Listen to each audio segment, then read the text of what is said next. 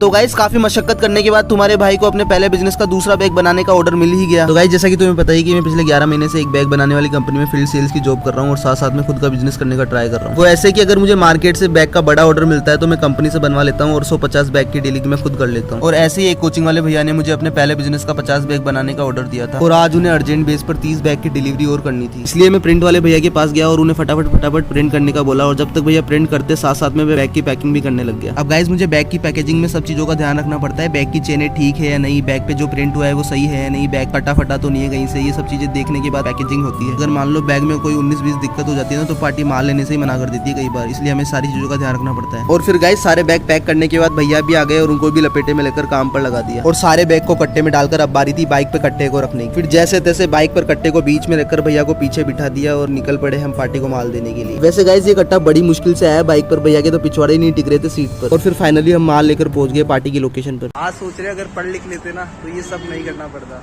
है भैया। बिजनेस होता है। और फिर इसके बाद हमने पार्टी को एक लैपटॉप बैग का सैंपल दिखाया और वहां से पेमेंट लेकर घर की ओर रवाना हो गए।